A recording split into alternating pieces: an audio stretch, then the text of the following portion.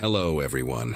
Before we start, make sure to like and subscribe to the channel, and leave a comment with where you're from and what time you're watching. That way, YouTube will keep showing you stories just like this one. Now, let's begin. My flight from Seattle had landed at JFK around noon that Saturday, and by the time I dropped my bags at the hostel in Brooklyn, I had maybe 5 hours of daylight left to explore. September in New York carried that perfect crispness in the air, the kind that makes everything feel cinematic and full of promise. I had saved for this trip since my sophomore year of college. Graduation money combined with 18 months of bartending shifts at a place back home that smelled permanently of stale beer and regret. 23 felt like the right age to finally see the city I had only known through movies and songs, and I wanted to squeeze every single moment out of those 4 days. My camera bag hung heavy across my chest, a Nikon my dad had passed down to me before he got sick, and I had promised myself I would fill every memory card with shots worth framing. Battery Park was my first stop because everyone online said the view of the Statue of Liberty from there was something you had to witness in person. The late afternoon light was painting everything gold when I finally made it there. Tourists clustered along the waterfront, street vendors selling pretzels and knockoff sunglasses, the whole scene buzzing with that particular New York energy I had dreamed about for years. I was adjusting my lens near the sea glass carousel when he walked up to me. This guy maybe in his late 30s with a Yankees cap pulled low and a messenger bag slung across his shoulder. He had one of those faces that seemed instantly familiar, like someone you went to high school with, or maybe saw at your local grocery store every Sunday morning. His smile was easy, relaxed, the kind that made you want to smile back without thinking about it. He asked if I was a photographer, nodding at my camera, and I told him I was just an amateur trying to capture something special. He laughed at that, said he could always spot the serious ones by the way they handled their equipment, the way they looked at light instead of just objects. Then he leaned in a little closer, lowered his voice like he was sharing something valuable, and told me about this rooftop spot 3 blocks away that gave you a view of lower Manhattan that would make my Instagram explode. He said it was an old commercial building, nothing fancy, but real New Yorkers knew about it, used it for engagement photos and album covers and the kind of shots that made people ask, "Where the hell did you take that?" Something about the way he described it, the specific details about the angle of the sunset, and the way the Freedom Tower lined up perfectly with the older buildings around it, made it sound legitimate. I figured this was exactly the kind of local secret I had hoped to stumble into. He introduced himself as Kevin, said he worked as a location scout for indie film productions around the city, which explained how he knew all these hidden gems. We started walking and he kept the conversation going the whole time, asking about Seattle, about what I did for work, about how long I was staying in the city. He seemed genuinely interested, laughing at my jokes, sharing little anecdotes about the neighborhoods we passed through. The streets got quieter as we moved away from the waterfront, the crowds thinning out until it was mostly just us and the occasional person walking their dog or hauling groceries up concrete steps. I noticed the buildings changing too, the shiny storefronts giving way to older structures with faded awnings and windows covered in dust. Kevin explained that this part of the financial district was mostly empty on weekends, all office workers gone home to Jersey or Long Island, which is why the rooftop stayed such a well-kept secret. He pointed ahead to a 6-story building wedged between 2 taller ones, its brick facade stained with decades of city grime, a fire escape zigzagging down its front like a metal scar. The entrance was around the side, through an alley that smelled like garbage left too long in the sun, and something else underneath, something chemical and sharp that burned the back of my throat. Kevin pulled out a key attached to a lanyard with some production company logo on it, another detail that made everything seem normal and professional. The metal door groaned when he pushed it open, revealing a lobby that looked like it had been frozen in time since maybe the 70s. All brown tiles and water-stained ceiling panels, and an elevator with an out-of-order sign taped crookedly across its doors. He apologized for the state of the place, said the building owners were in some kind of legal dispute, so maintenance had basically stopped, but promised the view from the top was worth the climb. The stairwell was worse than the lobby. Graffiti covering every available surface in layers so thick you could see where older tags had been painted over by newer ones. Names and symbols and crude drawings fighting for space on the walls. Our footsteps echoed against the concrete, bouncing off the narrow walls in a way that made it sound like more people were climbing with us. I remember thinking how strange it was that my phone had lost signal the moment we stepped inside, but Kevin was already 2 flights ahead, calling back for me to keep up, and I didn't want to seem like the paranoid tourist who couldn't handle a little urban exploration. By the 3rd floor, my legs were burning and sweat had started to gather at the base of my neck, despite the cool air seeping through cracks in the walls. Kevin had stopped talking, his earlier chattiness replaced by a focused silence that I told myself was just concentration on the climb. The hallways we passed on each landing were dark, doors hanging open to reveal empty rooms filled with debris, old office furniture overturned and covered in dust, cables hanging from dropped ceiling tiles like dead vines. On the 4th floor, I caught a glimpse of something that made me pause. A mattress shoved into the corner of one room with empty bottles scattered around it, a makeshift shelter that suggested someone had been living here recently. Kevin noticed me looking and said it was probably just some homeless guy who crashed here during winter. Nothing to worry about. The building was empty now. But his voice had changed, lost that warm friendliness from before, and when he turned to continue climbing, I noticed for the first time how his shoulders had tensed up beneath his jacket.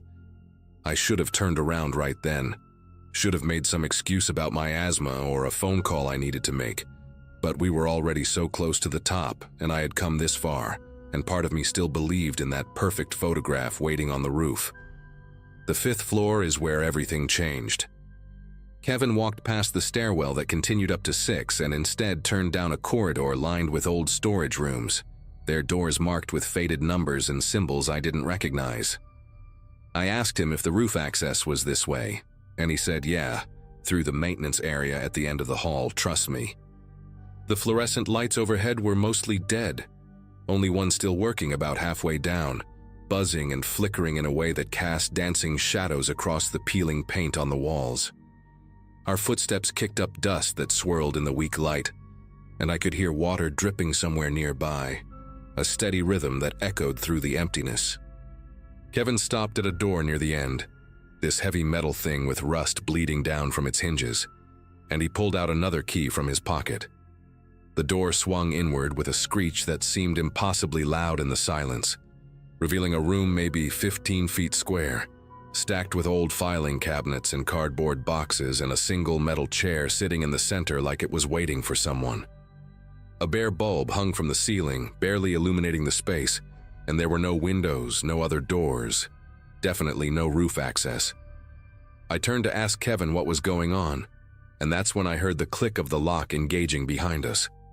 Kevin was standing between me and the door, and the person I was looking at now bore almost no resemblance to the friendly guy who had approached me at Battery Park.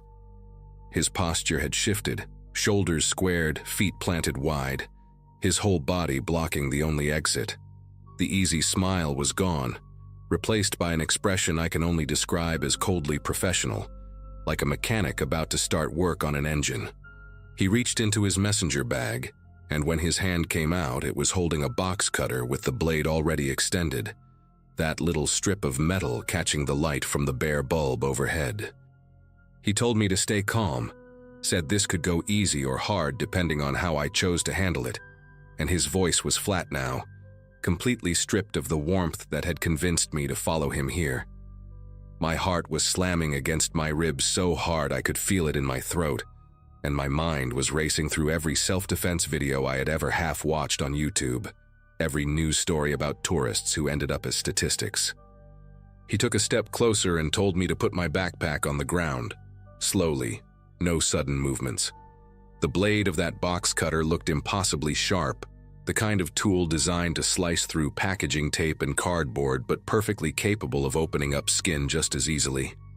I asked him what he wanted, even though I already knew, hoping that keeping him talking would buy me time to figure something out. He listed it off like a shopping list: backpack, wallet, camera, passport, phone, anything valuable in my pockets. And then he said something that made the full weight of the situation crash down on me. He said nobody checks these floors on weekends. The building security only does the lobby. And the cops don't respond to calls from this address anymore because there's been too many false alarms from the motion sensors going haywire. He said he could keep me in this room for hours and nobody would hear a thing. Nobody would come looking. Nobody would even know to start searching until I missed my flight back to Seattle. The way he said it, so matter of fact, made it clear this wasn't his first time doing this. I thought about my dad's camera hanging around my neck, the one thing I had left of him after the cancer took everything else, and something inside me cracked at the idea of handing it over to this person who had manipulated me with such practiced ease. But the box cutter was right there, maybe 4 feet away, and Kevin's eyes never left mine, tracking every tiny movement I made like a predator watching prey decide whether to run or freeze. I started taking off my backpack, moving slowly like he told me, my brain working overtime to find any advantage in this situation. The room was cramped and cluttered, filing cabinets pushed against the walls, cardboard boxes stacked in uneven towers, that single metal chair sitting between us like some kind of sick joke. Kevin gestured with the box cutter for me to toss the bag toward him, and I did, watching it land at his feet with a soft thud that seemed to echo in the confined space. He kicked it behind him without looking, keeping his eyes locked on me, and then pointed the blade at my chest and told me the camera was next. My fingers were trembling as I lifted the strap over my head, and I found myself talking without really planning to, telling him about my dad, about the cancer, about how this camera was the only thing I had left of him. I don't know why I thought appealing to his humanity would work.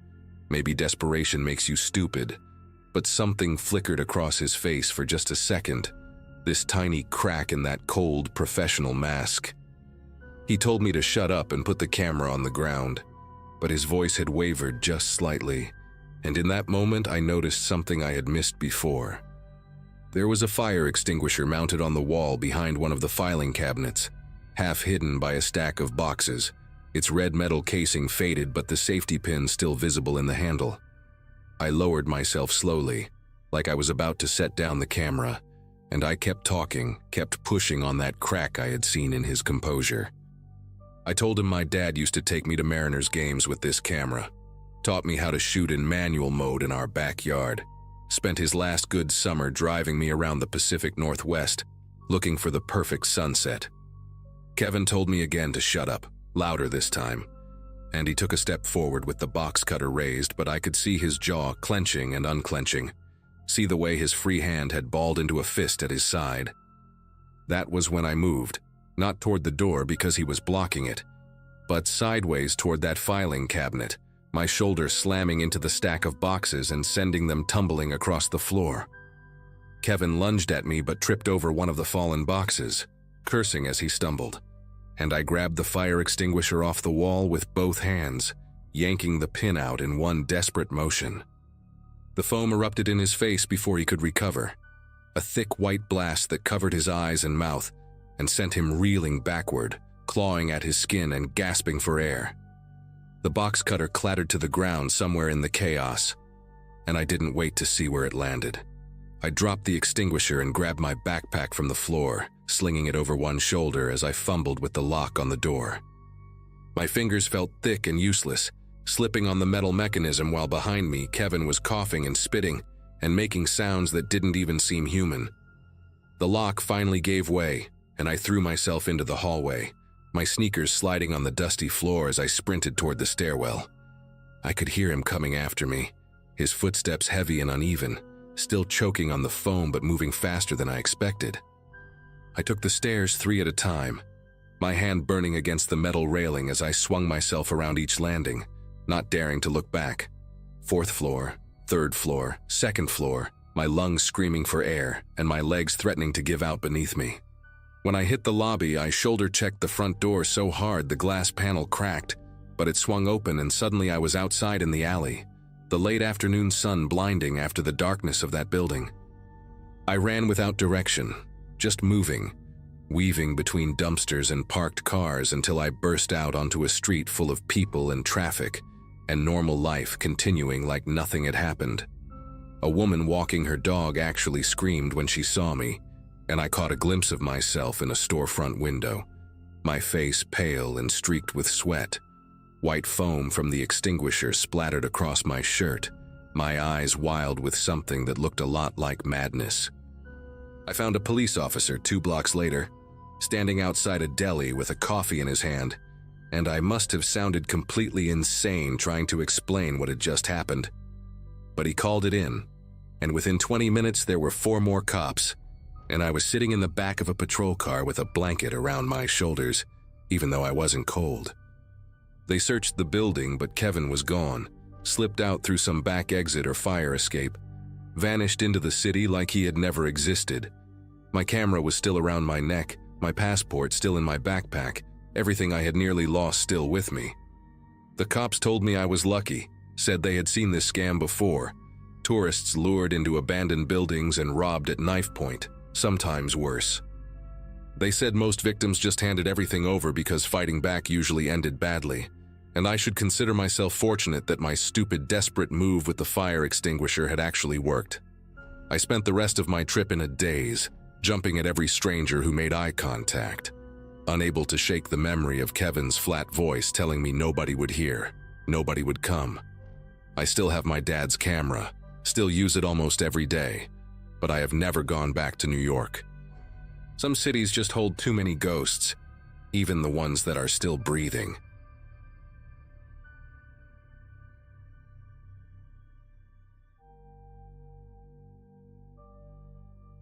Friday nights used to be my favorite part of the week.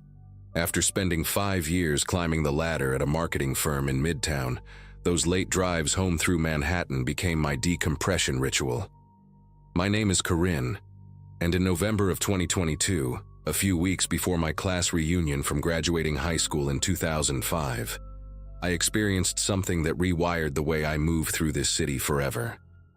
I had just wrapped up a client dinner near Columbus Circle that ran way too long, and by 11:30, I was exhausted and ready to collapse into my apartment up in Washington Heights. The drive should have taken 20 minutes, maybe less with the streets clearing out. I remember the air that night being sharp and cold, the kind that makes your breath visible the second you step outside. My Subaru Outback had been running rough all week, making this rattling sound from somewhere under the hood, and I kept telling myself I would take it to the mechanic that weekend. I took my usual route north through Harlem, cruising up Adam Clayton Powell Jr. Boulevard, where the storefronts were already dark and the sidewalks mostly empty. A few people stood outside a bodega on 125th Street, but past that, the avenue stretched out quiet and wide like a runway. I had my windows up, heat blasting, some podcast playing low about true crime investigations, ironic considering what was about to happen. There was this particular intersection around 145th Street that I always dreaded, because the light took forever to change, and you could sit there for what felt like 2 full minutes, with absolutely nothing moving around you. That night, I pulled up to that exact red light at 11:47. I know the time because I glanced at the dashboard clock, wondering how much longer until I could finally be home. A delivery truck was parked on the right side of the street, one of those white box trucks with no company logo just sitting there with its hazard lights off. I did not think anything of it. People double park in Harlem all the time, trucks making late deliveries to restaurants, that sort of thing. I had no idea someone was standing behind it watching me approach. About 10 seconds into the red light, I noticed movement in my peripheral vision. A figure stepped out from behind the delivery truck, and at first I thought it was just a guy crossing the street or walking to his car. He was wearing a dark hoodie pulled tight around his face, baggy jeans and white sneakers that seemed too bright for the rest of him. What caught my attention was his pace. He was not walking with any kind of purpose or direction. He moved slow, almost lazy, like he was searching for something on the ground. His head was down, scanning the asphalt near the curb, and he drifted closer to my lane with each step. I told myself he probably dropped his phone or his keys, maybe looking for something he lost earlier. But there was this wrongness to the whole scene that I could not shake. This instinct screaming at me from somewhere deep in my chest. My foot hovered over the gas pedal even though the light was still solid red. I watched him through my side mirror, then turned my head slightly to track his movement. He was maybe 15 feet from my car now, still pretending to look for whatever imaginary thing he had supposedly lost. Then he looked up. Just for a second, a quick glance directly at my window before his eyes went back down to the pavement. That single look told me everything I needed to know. His face was young, maybe early 20s, with a patchy beard and these flat, empty eyes that held no emotion whatsoever. He was not searching for anything. He was hunting. I reached for the lock button on my door, that automatic reflex when you sense danger, but my locks were already engaged. Thank God I had that habit drilled into me from years of city driving. The man kept drifting closer in that same shuffling, aimless way, but now I could see his trajectory was calculated. He was positioning himself between my car and the delivery truck, shielding his body from any cars that might pass on the opposite side of the boulevard. My heart started pounding so hard I could hear it over the podcast still mumbling through my speakers. The light stayed red. I checked my mirrors frantically, hoping to see another car pulling up behind me, a police cruiser, anyone. The street was completely deserted. He reached my car in what felt like slow motion, though it could not have been more than 5 or 6 seconds. The man stopped right next to my driver's side door and crouched down, bringing his face level with my window. Up close, I could see details I wished I had never noticed. A small scar cutting through his left eyebrow, chapped lips, and a silver chain peeking out from under his hoodie. He looked at me the way someone looks at an object, not a person, just assessing value and calculating risk. His breath fogged up a small circle on my window glass. I gripped my steering wheel so tight my knuckles went white, my whole body rigid like I had been plugged into an electrical socket. He did not say anything at first. He just stared, letting the silence do its work, letting me understand exactly how vulnerable I was in that moment. Then his right hand moved to the bottom of his hoodie, and he lifted the fabric just a few inches, enough for me to see the black grip of a handgun tucked into his waistband. The metal caught a sliver of light from the street lamp above. My throat closed up completely. I could not have screamed if I wanted to. He tapped the barrel of the gun against my window, 2 soft knocks that somehow sounded louder than anything I had ever heard. His other hand reached for my door handle and pulled. The mechanism clicked but held firm, and I watched his jaw tighten with irritation. He tapped the glass again, harder this time, and made a gesture with his chin toward the lock button. Unlock it. That was what he wanted. His eyes never left mine, and in them I saw nothing. No anger, no excitement, no hesitation.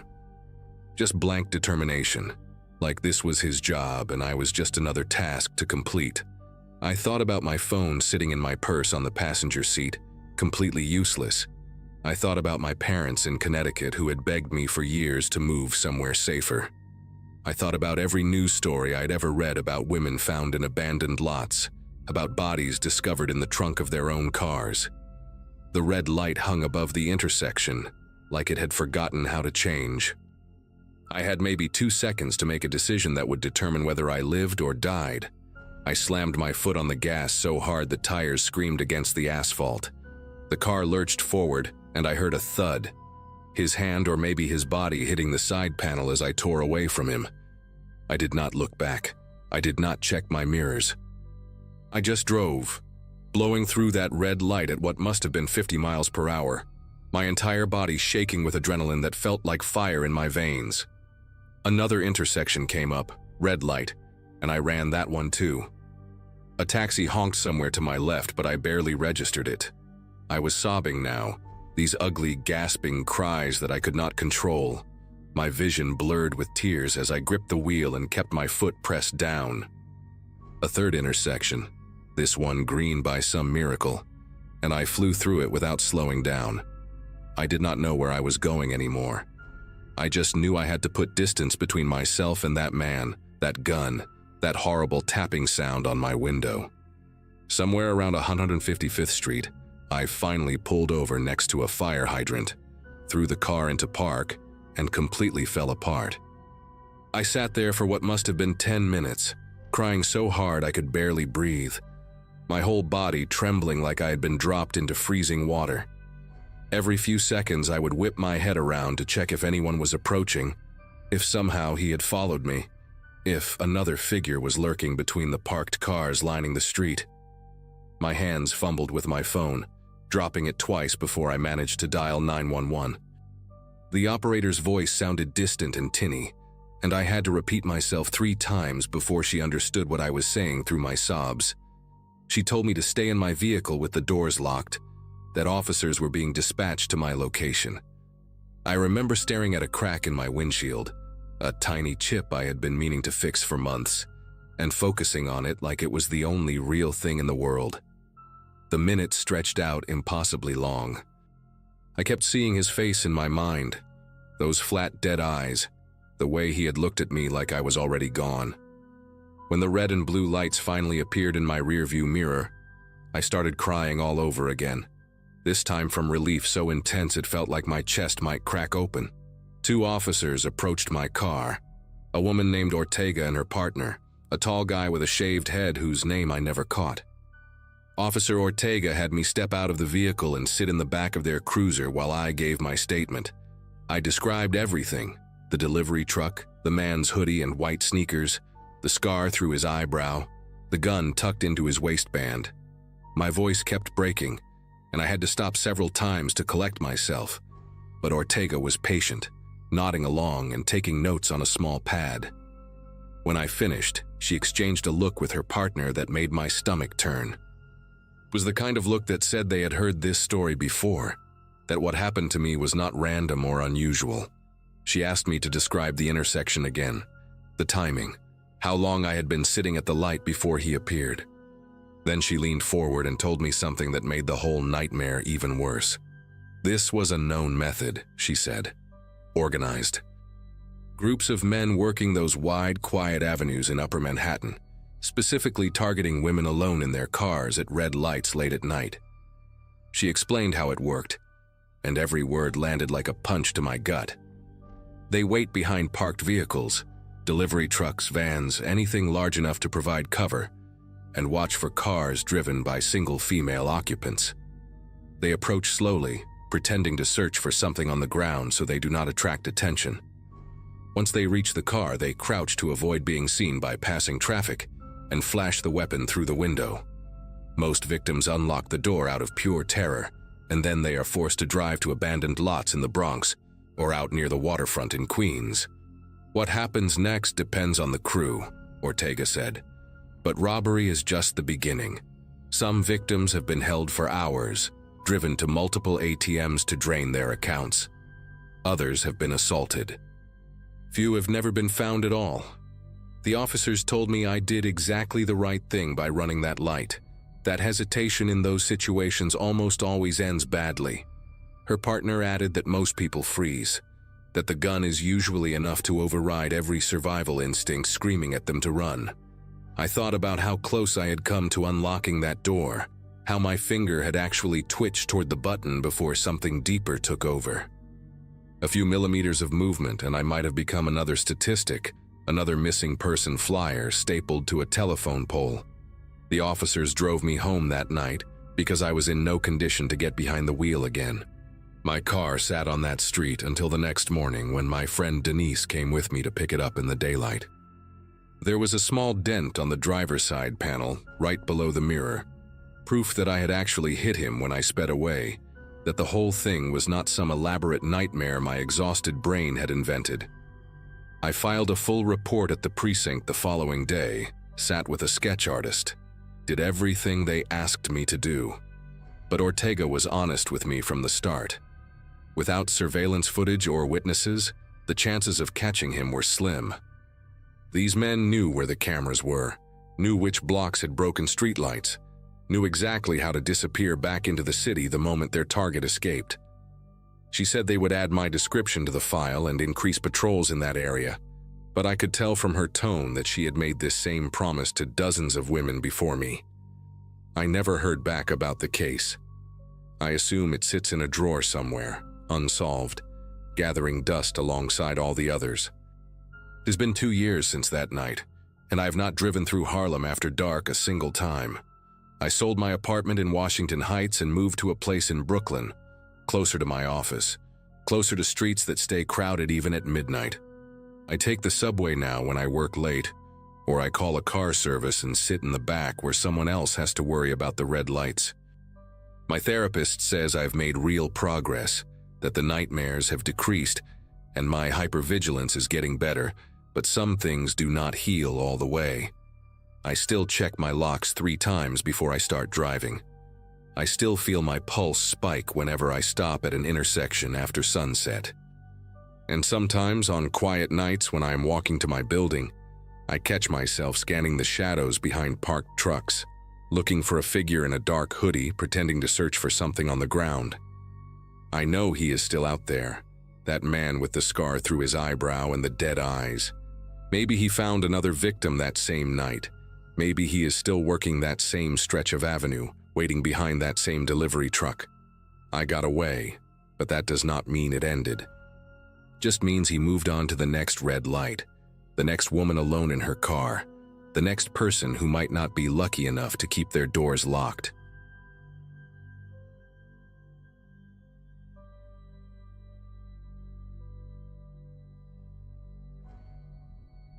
"11 years out of college and I was still pulling late shifts at a publishing house in Manhattan, proofreading manuscripts that nobody would probably ever read. My mom liked to remind me during our Sunday calls that her friend's son, same graduation year as me, had already made partner at some law firm in Boston. That particular night, a Wednesday in early March 2024, I had stayed until almost midnight fixing a disaster of a memoir from some retired CEO who thought commas were optional. The office had emptied out hours ago, and the cleaning crew was already vacuuming the hallways when I finally grabbed my bag and headed for the subway. I lived in Astoria, which meant catching the N train from Midtown and riding it about 40 minutes to get home. Usually I would scroll through my phone or read something on my Kindle, but that night I remember feeling completely drained, the kind of tired where your eyes burn and your thoughts move through mud. The platform at 49th Street was almost deserted when I got there. Just a couple of drunk guys in suits laughing too loud near the stairs, and an old woman clutching a grocery bag like someone might snatch it. When the train finally rolled in around 12:15, I walked toward the middle cars out of habit, looking through the windows for a seat where I could stretch out. Most of the cars had at least a few passengers scattered around, someone sleeping across 3 seats, a guy with headphones nodding to music, a woman typing furiously on a laptop. But the second-to-last car caught my attention because it was nearly empty. Just one other person, a man sitting in the corner seat closest to the doors that connected to the next car. He was wearing a dark green jacket, the puffy kind that construction workers wear in winter, and a black baseball cap pulled low. I stepped inside and the doors closed behind me with that familiar chime. The car smelled like stale coffee, and something metallic, maybe from the heating system working overtime against the cold outside. I picked a seat about halfway down, across the aisle and several rows up from the man in the corner. Told myself it was better than being packed in with strangers, better than standing and holding onto a greasy pole for 40 minutes. I pulled out my phone and opened some article I had saved earlier, something about a documentary I wanted to watch. The train lurched forward and began its crawl through the tunnel, and I settled into that familiar rhythm of the tracks beneath us, the slight sway of the car, the fluorescent lights buzzing overhead. We stopped at Times Square and a couple of teenagers got on, laughing about something on one of their phones, but they walked through to the next car almost immediately. I glanced up just long enough to watch them go, then went back to my article. The man in the corner had not moved at all. Not to check his phone, not to adjust his position, not even to look around when the kids passed through. He just sat there with his hands resting on his thighs, face angled slightly downward so the brim of his cap hid most of his features. I remember thinking it was a little strange, the way some people can sit so completely still, like they have turned off some internal motor that keeps the rest of us fidgeting and shifting. But I did not think much beyond that. People are weird on the subway. You learn to ignore a lot when you ride it every day for years. The train pulled out of Times Square and continued downtown, rattling through the darkness with that high-pitched whine the older cars make when they pick up speed. At Herald Square, the doors opened and I heard footsteps somewhere behind me. When I looked up, the man in the green jacket was walking toward the connecting door at the back of the car, the one that led to the last car in the train. He pushed through it and disappeared, letting the heavy door slam shut behind him. I felt a small wave of relief wash over me, the kind you do not even realize you are waiting for until it arrives. Now I had the whole car to myself. I stretched my legs out into the aisle and let my head fall back against the seat, closing my eyes for just a moment. The next few stops blurred together. 23rd Street, 14th Street, 8th Street. And I must have dozed off somewhere in there, because when I opened my eyes again, we were pulling into Canal Street, and my phone had slipped down between my leg and the seat. I fished it out and checked the time. Almost 12:45. A few more stops and I would be transferring to get home. That was when I heard the connecting door open again, the metallic screech of its hinges cutting through the quiet car. I turned my head and saw the green jacket first, then the black cap, then the slow, deliberate walk down the aisle toward me. The man had come back. He was not rushing, not looking around nervously like someone who had forgotten something in their seat.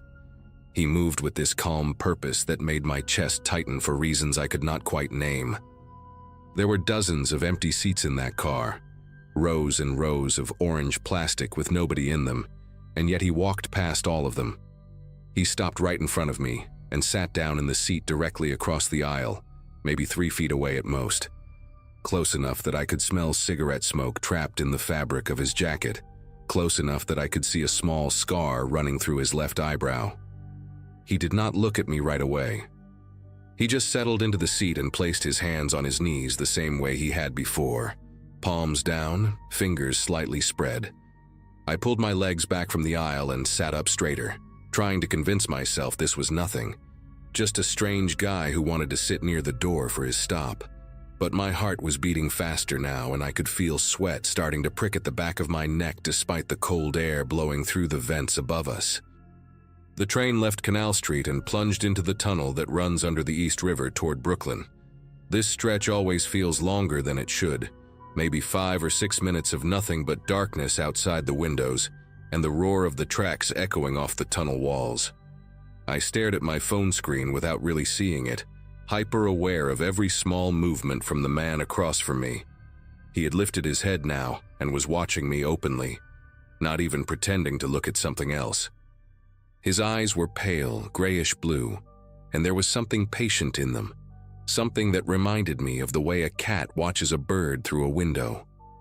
I wanted to say something, ask him what his problem was, tell him to back off, but my throat felt tight and the words would not come. Instead, I just sat there, gripping my phone like it was some kind of shield, watching him from the corner of my eye while the train screamed through the darkness. Nobody else in the car. Nobody coming through from the other cars. Just me and this stranger and the river somewhere above us, pressing down with all that black water. He moved his right hand then, slowly, like he wanted me to see exactly what he was doing. His fingers slid up toward the cuff of his jacket sleeve and dipped inside, and when they came back out, they were wrapped around a handle. The blade was maybe 4 inches long, the kind of utility knife you can buy at any hardware store, with a worn black grip and a tip that caught the fluorescent light as he angled it toward me. He did not point it at my face or wave it around like some movie villain. He just held it low, resting against his thigh, letting me understand what it was and what it meant. My whole body went rigid. Every muscle locked up at once and I could hear my own breathing coming fast and shallow, could feel my pulse slamming in my ears like a drum. The man tilted his head slightly and spoke for the first time, his voice quiet and flat, barely louder than the noise of the train. He said 4 words that I will never forget as long as I live. He said, "Do not move yet." The word yet hung in the air between us, heavy with promise, and I understood with perfect clarity that this man had done this before. This was not random. This was not impulsive. He had picked this car, picked this moment, picked me.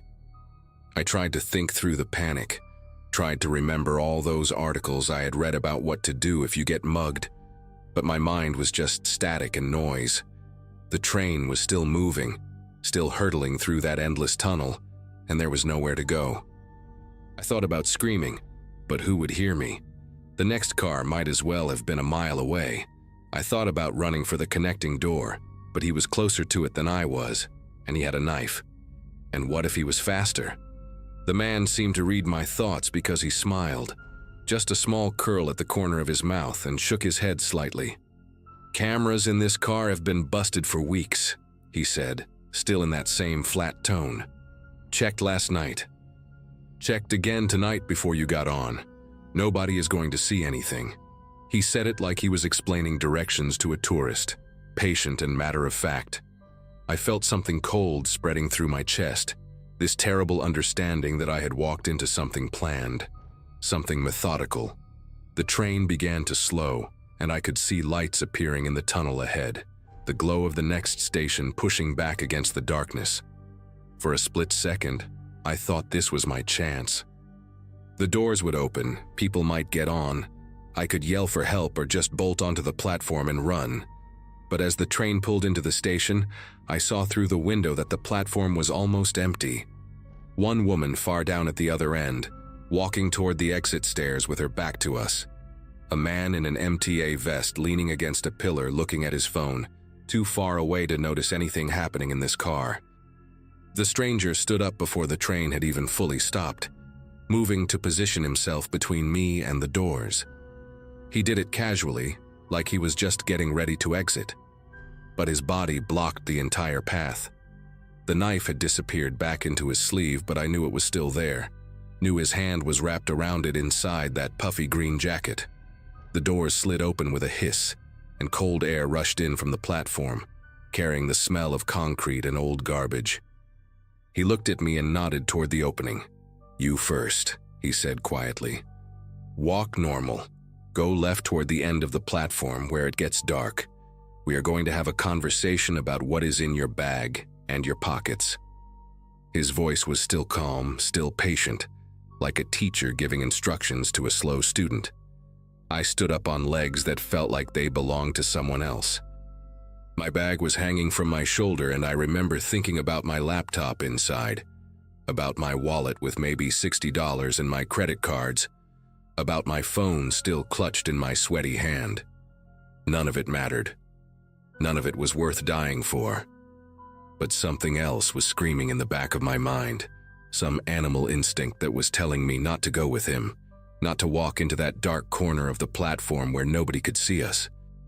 I had read stories about this, about people who cooperated with muggers and still ended up hurt, still ended up dead in some alley or stairwell because the criminal did not want to leave a witness. The man was watching me carefully, reading my hesitation, and I saw his jaw tighten just slightly. "Do not make this complicated," he said. And there was something harder in his voice now, an edge that had not been there before. The doors were still open, but I could hear the chime that meant they were about to close. I had maybe 5 seconds to decide what to do, 5 seconds to choose between walking into the dark with a man who had a knife or doing something desperate and stupid that might get me killed even faster. I did not make a conscious decision. My body just moved before my brain could catch up, some survival circuit overriding everything else.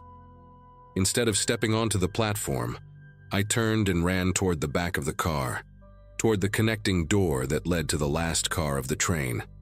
I heard him swear behind me, heard his footsteps slapping against the floor as he came after me, but I had a few seconds of head start and pure terror pushing me forward. I slammed into the connecting door and shoved it open, stumbling into the next car just as the closing chime sounded again. This car had people in it, maybe 5 or 6 passengers scattered around, a couple of them looking up at me with confused expressions as I came crashing through like a lunatic. I did not stop. I kept running toward the front of the car, toward where more people were, and I was yelling now, yelling that there was a man with a knife, that someone needed to call the police. Behind me, I heard the connecting door bang open and then immediately slam shut again. When I finally turned around, gasping for air, my chest burning, I saw him through the window of the door. He was standing in the empty car I had just fled, staring at me with those pale eyes. And then he turned and walked quickly toward the platform doors just as they were closing. He slipped through the gap at the last possible second and disappeared into the station. The train pulled away and I collapsed into the nearest seat, shaking so hard I could barely hold onto the pole beside me. A woman sitting across from me asked if I was okay, her face tight with concern, and I could barely get the words out to explain what had happened. Someone called 911, and the train held at the next station while transit police came on board to take my statement. I described him as best I could. The green jacket, the black cap, the scar through his eyebrow, those grayish blue eyes that had watched me like I was already a victim. They told me I had done the right thing by running, that going with him to an isolated area would have been far more dangerous than anything that could have happened in that moment.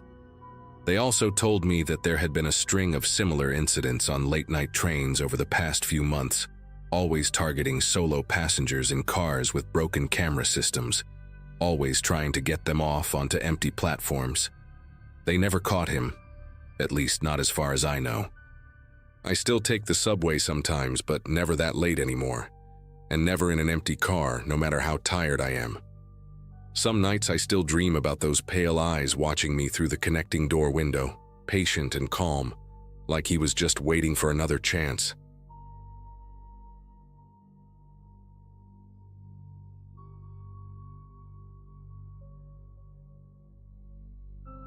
LaGuardia Airport has this strange energy late at night, like the whole building is holding its breath between the last wave of arrivals and the cleaning crews taking over. I walked through Terminal B around 9:45 on a Wednesday in late October 2023, dragging my carry-on behind me and feeling every single one of the 4 days I had just spent in Chicago for corporate training. At 26, working my second year as a financial analyst at a midtown firm, I thought I had built up decent stamina for the grind. But something about fluorescent conference rooms and bad hotel coffee had completely wrecked me this time. The terminal was nearly empty, just a few scattered travelers and that distant hum of floor polishers echoing off the high ceilings. I had packed light on purpose, one bag and my laptop case, because waiting at baggage claim after a long trip felt like cruel and unusual punishment. All I wanted was to get back to my apartment in Astoria, maybe 20 minutes away without traffic, where my cat was probably shredding my couch cushions out of spite, and leftover pad thai was calling my name from the fridge. I pulled up the Uber app while walking toward the pickup zone, my fingers moving through the familiar routine without much thought. Request ride, confirm location, watch the little car icon inch toward my blue dot. The driver assigned to me was named Raymond, 4.8 stars, dark gray Toyota Camry, plate ending in 7YK. I did what I always do, screenshot the details and texted them to my younger sister Brianna, a habit our mom had drilled into us after years of watching true crime shows together. The car appeared within 3 minutes, and I checked the plate twice before climbing into the back seat on the passenger side, positioning myself behind the empty front seat rather than directly behind the driver. Raymond looked unremarkable, somewhere in his mid-40s, thinning hair, wearing a plain navy polo that could have come from any big box store. He said my name and destination in a flat voice without turning around, which suited me fine. After the week I had endured, small talk sounded exhausting. I buckled in, connected my phone to my portable charger, and watched the airport lights fade in the side mirror as we merged onto the Grand Central Parkway heading toward Astoria. For the first 10 minutes, everything felt completely normal. The highway was relatively clear for a Wednesday night, just the usual flow of taxis and ride shares ferrying people home from the airport. Raymond drove smoothly, staying in the middle lane, not speeding or making any sudden moves. I scrolled through my emails without really reading them, half listening to the low murmur of talk radio coming from the front speakers, some late-night program discussing local politics that I could not have cared less about. The GPS on the app showed our little car icon moving steadily along the expected route, the estimated arrival time ticking down from 18 minutes to 15 to 12. I remember thinking I might actually make it home before 11, which felt like a small victory after the chaos of the past few days. My eyelids were getting heavy, that specific kind of travel exhaustion where your body knows it is almost safe and starts shutting down prematurely. Then Raymond signaled right and began moving toward an exit I did not recognize.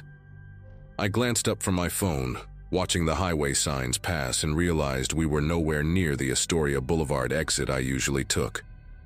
When I checked the app, the route had changed, the blue line now snaking through unfamiliar streets instead of the straightforward path I knew by heart. Raymond must have noticed me shifting in my seat because he spoke for the first time since we left the airport, his voice flat and matter-of-fact. "Expressway exit up ahead is closed," he said, eyes fixed on the road. "Construction or something. Gotta go around through the side streets, add maybe 5 minutes." It sounded reasonable enough. Roadwork in Queens was as constant as pigeons and overpriced coffee. I settled back and typed a quick message to Brianna. "Driver taking detour, says exit closed." Then watched the neighborhood outside my window transform from familiar commercial strips into something else entirely. The streetlights grew sparse. The buildings changed from apartment complexes and bodegas to long stretches of chain-link fence and dark industrial lots. We turned left, then right, then left again through a maze of streets I had never seen before in my 3 years of living in Queens. The names on the signs meant nothing to me. Rust Street, Varick Avenue, some numbered road that dead-ended into a wall of corrugated metal. Warehouses lined both sides now. Massive windowless structures with loading docks sealed by rusted roll-down gates. Not a single person on the sidewalks. Not a single car parked along the curb. The GPS on my phone showed our location as somewhere near Maspeth, an area I only knew by name from delivery tracking numbers. I typed another message to Brianna. "This feels weird, going through industrial area," but noticed the signal bar on my phone had dropped to a single dot. The message sat there with a spinning wheel, refusing to send. My chest tightened. I tried to keep my breathing steady, telling myself this was probably nothing, just an annoying detour through an ugly part of town. But my body was already shifting into a different mode, that ancient instinct waking up and flooding my system with something cold and electric. I decided to test the window. Casually, like I was just warm and wanted some air, I reached for the button on the door panel and pressed down. Nothing happened. I pressed again, holding it longer this time, but the glass did not move a single millimeter. The child lock indicator was not lit up, which meant the control had been disabled from the front. Raymond had full command of the windows and probably the doors too. I felt my pulse hammering in my throat as I glanced toward the front seat. Raymond was leaning forward now, his posture completely different from the relaxed slouch he had maintained on the highway.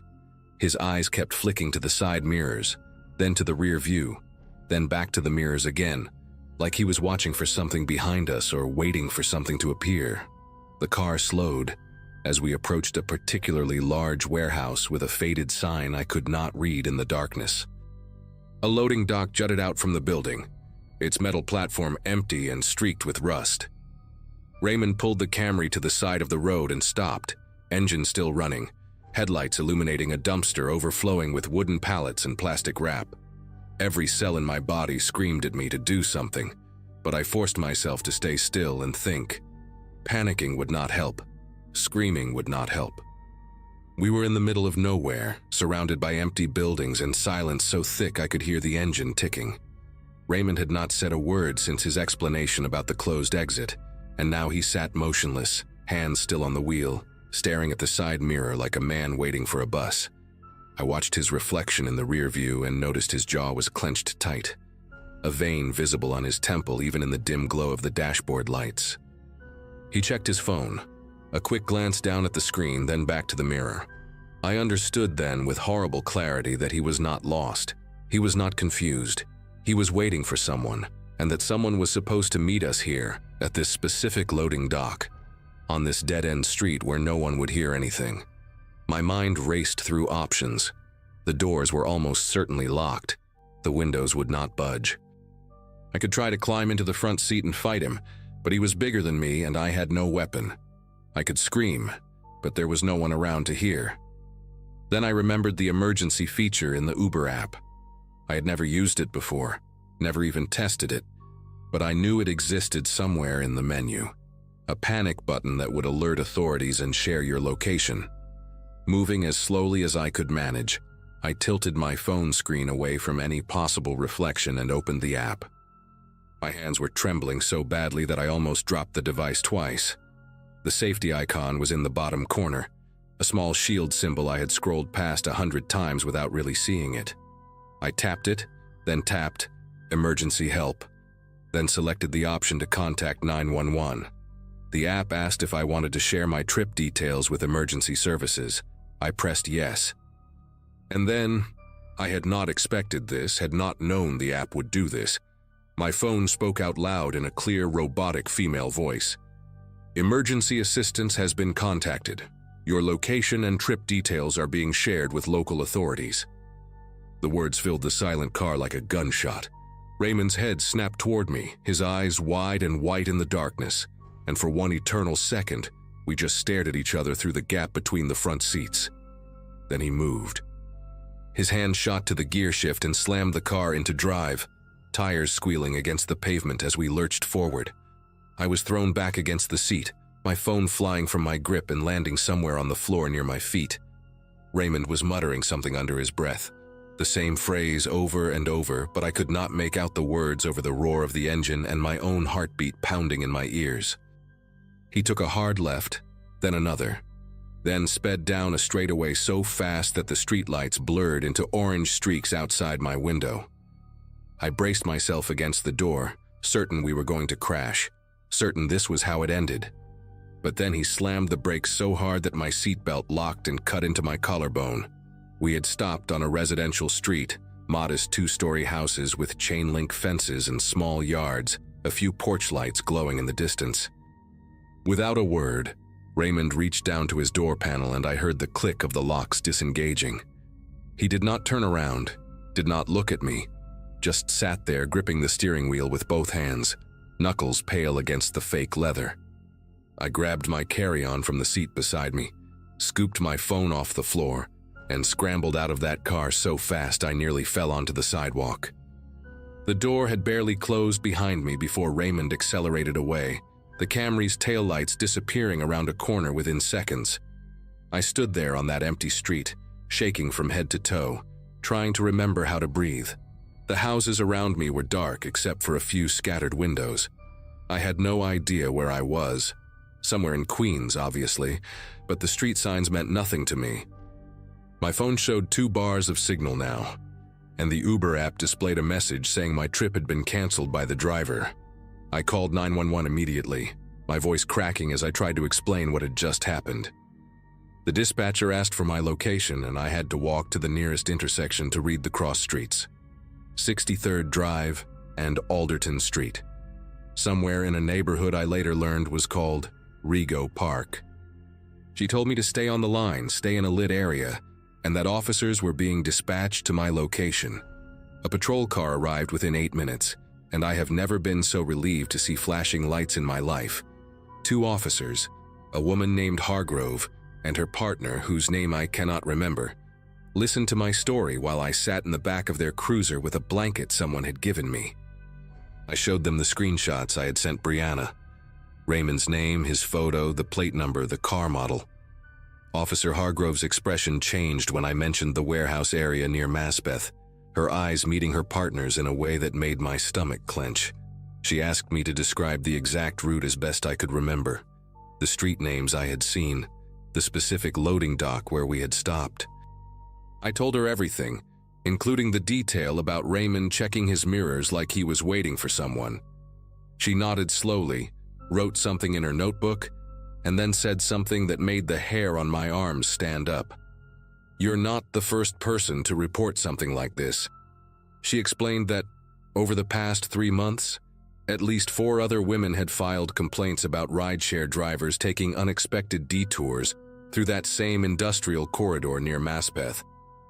All of them had been picked up from LaGuardia or JFK late at night. All of them described being taken through a maze of empty warehouse streets. All of them reported that the drivers had disabled the window controls. The difference, Hargrove told me, was that I was the only one who had triggered the emergency alert. The other women had either talked their way out, pretended to be on the phone with someone, or simply gotten lucky when the driver changed his mind for reasons they never understood. One woman had been dropped off miles from her destination and told to find another ride. Another had noticed a second car following them before the driver suddenly returned to the main road.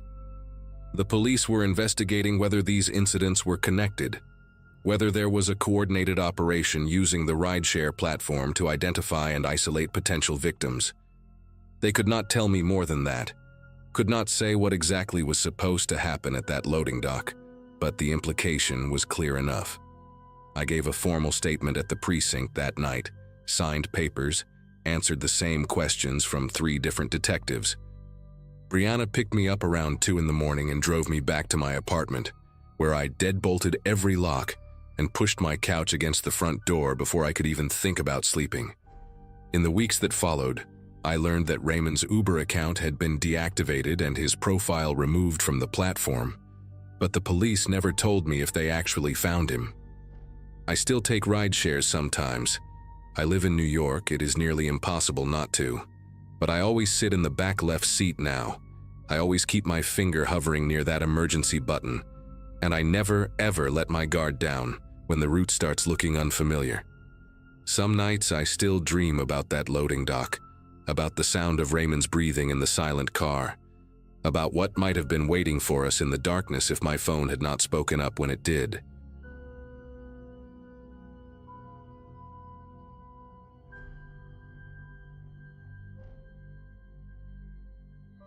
My roommate Chloe always joked that I would marry my job before I ever married a man. In March of 2022, she was probably right. I had just turned 26, celebrated with a small birthday dinner at a Thai place near Midtown, and gone right back to working late shifts at the law firm where I was an administrative assistant. The partners there had a habit of staying until 9 or 10 at night, which meant I stayed too, organizing files, preparing documents, doing whatever needed to be done before trial dates. That particular Monday, I did not leave the office until almost 11. The E-train to Jamaica Center was my usual route home, a commute I had made so many times I could probably do it with my eyes closed. I lived in a small apartment about 15 minutes on foot from the station, in a neighborhood that was quiet, but never felt dangerous. Queens had been my home since graduating college, and I thought I knew its rhythms, its patterns, the way it breathed at different hours of the night. The train car was nearly empty when we pulled into Jamaica Center just after midnight. I checked my phone, 12:07, a text from Chloe asking if I wanted leftover pasta, and stood up as the doors slid open. The platform had that hollow quality that subway stations get when the crowds disappear. All fluorescent lights and echoing tile and the distant hum of ventilation systems. I walked toward the staircase at the far end, the only exit on that side of the platform. The escalator next to it had been out of service for what seemed like forever, a faded sign taped across the bottom step that nobody bothered to replace. So it was the stairs, a long climb up toward Archer Avenue, toward fresh air and the street and the walk home I had done hundreds of times before. I put one foot on the first step, my bag over my shoulder, my keys already in my hand the way my mother taught me when I first moved to the city. I was maybe 10 steps up when I noticed him, a man standing at the top of the staircase, silhouetted against the streetlights above. He was looking down at his phone, or at least that is what it seemed like at first glance. He wore a dark hoodie, jeans, white sneakers that caught the light. I did not think much of it. People wait at the top of subway stairs all the time, checking directions, texting someone, killing a few seconds before heading down to catch a train. But something about the way he stood made me slow my pace just slightly. He was not moving, not scrolling, just holding the phone in front of his face like a prop, like something to do with his hands. I told myself I was being paranoid, that working late and being tired was making me see threats where there were none. I kept climbing, but I noticed my grip tighten around my keys, the metal edges pressing into my palm. When I slowed down, he slowed down too. That was the moment my brain started sending signals that my body had already received. He shifted his weight from one foot to the other, adjusted his position just enough to stay centered at the top of the stairs. I stopped completely for a second, pretending to check my own phone, and I watched him through my peripheral vision. He did not descend, he did not leave. He just stood there, angling his shoulders in a way that would make it difficult to pass him on either side. The staircase was wide enough for maybe 3 people across, but he had positioned himself right in the middle, blocking the path to the street. My heart started beating faster, a dull thud in my ears that mixed with the silence of the empty station below me. I thought about turning around, going back down to the platform, but when I glanced behind me, I saw why that was no longer an option. Another man was climbing the stairs behind me. He had not been on the platform when I started walking. I would have noticed, I would have heard his footsteps. He must have come from somewhere else, maybe through a service door or from the other end of the station, timing his approach to meet me halfway up the staircase. He was bigger than the one at the top, broader in the shoulders, wearing a baseball cap pulled low over his forehead. He was not pretending to be casual. He was moving with purpose, taking the steps 2 at a time, closing the distance between us faster than I could process what was happening. The space between him and me shrank from 20 feet to 15 to 10. I could hear his breathing now, heavy and deliberate, and I realized with a sickening clarity that I was trapped. Above me, a man blocking the exit. Below me, another one coming up fast. And somewhere beyond the top of those stairs, I heard the low rumble of a car engine idling. I did what any person does when their brain finally catches up to danger. I calculated my odds in a split second. If I ran back down, the man behind me would grab me before I reached the platform. If I tried to push past the man at the top, he would have the advantage of higher ground, and there was no guarantee I could get around him. But I also knew that staying still was not an option. Staying still meant letting them close in from both sides, meant becoming whatever they had planned for me to become. So I made a decision that was less about courage and more about pure animal instinct. I screamed. Not a horror movie scream, not a dramatic yell. A raw, guttural sound that came from somewhere deep in my chest, loud enough to echo off the concrete walls of the stairwell. And then I ran upward, directly at the man blocking my path, holding my keys between my fingers like my mother had shown me years ago. He did not expect me to charge at him. I could see it in the way his body stiffened, the half-second of hesitation before he reached out to grab me. That hesitation was everything. I ducked low, aiming for the gap between his left side and the railing, and I swung my arm with the keys as hard as I could. I felt them connect with something. His arm, maybe his ribs, I do not know. And I heard him grunt in surprise more than pain. His hand caught the strap of my bag, yanking me backward for a moment, but I twisted my shoulder and let the bag slide off. I did not care about the bag. I did not care about my laptop inside it, my wallet, my keys that were now somewhere on the ground behind me. I cared about the street, about the lights I could see just beyond the top of the stairs, about the fact that if I could just get past him, I might have a chance. I broke through. My foot hit the sidewalk and I stumbled forward, nearly falling, catching myself on a parking meter that materialized out of nowhere in front of me. The cold metal against my palms felt like the most real thing I had ever touched. But I was not safe yet. I knew that. I turned my head just enough to see the car they had waiting. A dark sedan, maybe a Nissan or a Toyota, parked right at the curb with its engine running and the back door hanging open like a mouth. The man from the top of the stairs was coming after me, and I could hear the footsteps of the second one reaching street level. They were not running. Not yet. They were walking fast, confident, like they had done this before and knew that panic would make me freeze. But I did not freeze. I saw the lights of a deli about 50 feet down the block, one of those 24-hour bodegas with the green awning and the lotto signs in the window, and I ran toward it like my life depended on it. Because it did.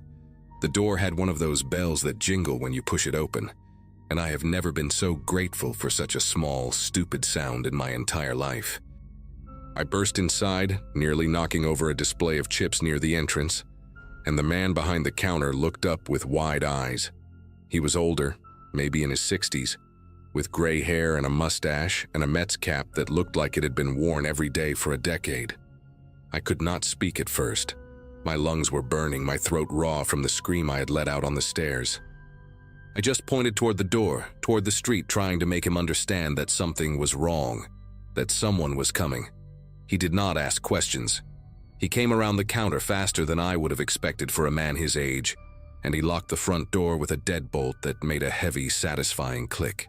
Then he pulled out his phone and dialed 911 while I stood there shaking, watching the street through the glass. The two men did not come to the door. I saw them stop about 20 feet from the deli, standing under a broken streetlight that flickered on and off, like it could not decide whether to work. They looked at each other, then at the bodega, then back at the car that was still idling by the subway entrance. The one in the hoodie, the one who had blocked the stairs, raised his hand in a gesture I did not understand at first. It looked almost casual, like a wave, like he was saying goodbye to a friend. Then they turned and walked back toward the sedan, unhurried, unbothered, as if the whole thing had been nothing more than a minor inconvenience. The car door closed, the headlights came on, and they drove away down Archer Avenue, disappearing into the night like they had never existed at all. I watched until the taillights were gone, until the street was empty again, until the only sound was my own breathing and the hum of the refrigerator case behind me. The police arrived about 15 minutes later, 2 officers in a squad car, who took my statement while I sat on a milk crate in the back of the deli, wrapped in a jacket the owner had given me because I could not stop shivering. I told them everything. The man at the top of the stairs, the one who came up behind me, the car with the open door, the way they had coordinated the whole thing like a routine they had practiced. The officers exchanged a look that told me more than their words ever could. One of them, a woman with short blonde hair and a tired expression, asked me if I could describe the vehicle in more detail. I told her what I remembered. Dark sedan, 4 doors, maybe a Nissan Altima or something similar. She wrote it down without much hope in her eyes.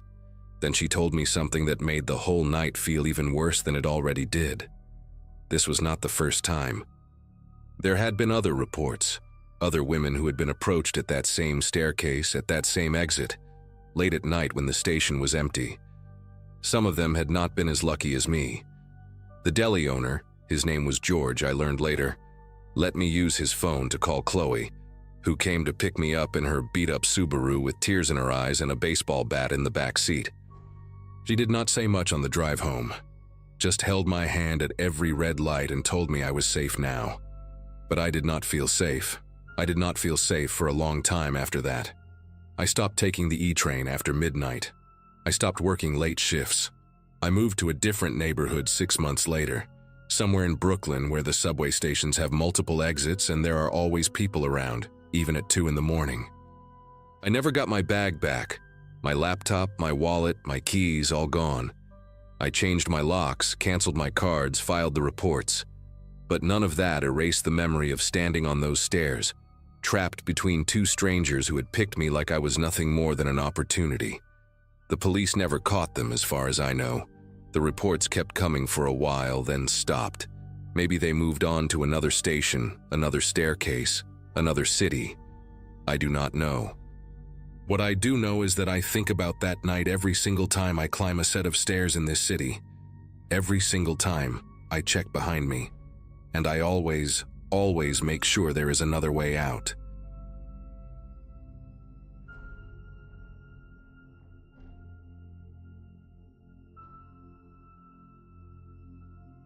Anyone who lives in New York long enough develops a false sense of ownership over certain places.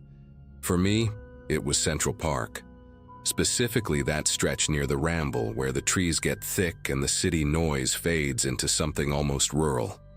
My sister graduated from nursing school in 2014, which puts into perspective how long I had been walking those paths, camera in hand, chasing the perfect shot of the skyline bleeding orange and pink behind the tree line. Photography was my escape from the grind of working as a paralegal at a midtown firm. spending my days buried in documents that meant nothing to me. That Wednesday in early October, the air had that crisp bite to it, the kind that makes you feel alive and grateful to be outside. I left the office around 5:30, earlier than usual because my boss was out sick, and I figured I had maybe an hour of good light left. The plan was simple. Walk through the ramble, find my usual spot near the lake, snap a few frames, and head home to my apartment in Washington Heights before dark. I entered the park from the west side, cutting through the Naturalist's Walk with my Nikon hanging around my neck. The light was already shifting into that golden hour sweetness, painting everything in warm amber tones that photographers chase like addicts. There were still plenty of people around, joggers, dog walkers, a group of teenagers sprawled on the grass scrolling through their phones. Nothing unusual, nothing alarming. I passed an older man feeding pigeons from a paper bag, and we exchanged that brief nod strangers give each other when they share the same peaceful corner of a chaotic city. As I moved deeper toward the ramble, the crowds thinned out the way they always do. The paths got narrower, the vegetation denser, and the sounds of traffic became a distant hum rather than a constant roar. I remember thinking how lucky I was to have this little pocket of wilderness right here in Manhattan, how it almost felt like cheating to access this kind of solitude without leaving the city. I had walked this route dozens of times before, in all seasons, at all hours, or at least I thought I had walked it at all hours. The first thing I noticed was movement in my peripheral vision, somewhere off to my left where the brush got thick and tangled. I glanced over but saw nothing, just branches swaying slightly, which I attributed to a squirrel or maybe a bird settling in for the night. I kept walking, adjusting the settings on my camera as I went, trying to anticipate the exposure I would need once I reached the clearing by the water. Then I caught it again, this time on my right side. A shape, distinctly human, sliding behind a wide oak trunk about 30 feet from the path. My brain did that thing where it tries to rationalize what the eyes are reporting, suggesting maybe it was just another photographer looking for a good angle, or someone relieving themselves in the bushes. But something in my chest tightened, a primal alarm that had nothing to do with logic. I picked up my pace slightly, not wanting to seem paranoid, but also not wanting to ignore what my gut was screaming. The path curved ahead, and I told myself that once I rounded that bend, I would be closer to the lake where there would certainly be other people enjoying the sunset. When I made it around the curve, I stopped pretending everything was normal. There were 3 of them now, 3 distinct silhouettes positioned in a loose triangle formation, 2 behind me and 1 ahead, all of them partially obscured by trees but clearly tracking my movement. Every time I took a step, they took a step. When I paused, they paused. It was coordinated in a way that made my throat go dry because coordination meant planning, and planning meant intent. The one ahead of me was the largest, a broad-shouldered figure wearing a dark hoodie pulled up despite the mild temperature. I could not make out his face in the fading light, just the shape of him blocking the path like a toll collector waiting for payment. My mind raced through options. Call 911, but by the time anyone arrived, it would be too late. Scream for help, but the nearest visible person was probably a quarter mile behind me. Run, but run where? The 2 behind me had already started closing the gap, their footsteps crunching on dry leaves with a deliberate, unhurried rhythm. They knew exactly what they were doing. They had done this before. I made the decision to turn back, figuring my chances were better, trying to push past 2 of them rather than walking straight into the big one waiting ahead. But the moment I pivoted on my heel, the guy in front moved with surprising speed, closing the distance between us in seconds and stepping directly onto the path behind me. Now all 3 were on the same side, forming a wall between me and the way I had come. Up close, I could see more details. The leader was maybe mid-20s with a thin scar running through his left eyebrow and eyes that looked through me like I was already just a wallet and a watch. The 2 flanking him were younger, teenagers probably, one of them fidgeting with something in his jacket pocket in a way that made me very aware of how soft and vulnerable the human body really is. Nobody said anything for a long moment. We just stood there in the dimming light, the silence broken only by distant traffic and the rustle of leaves overhead. Then the scarred one spoke, his voice flat and businesslike, almost bored. "Empty your pockets. Phone, wallet, watch, camera. Put it all on the ground and walk away. Do that, and this stays easy."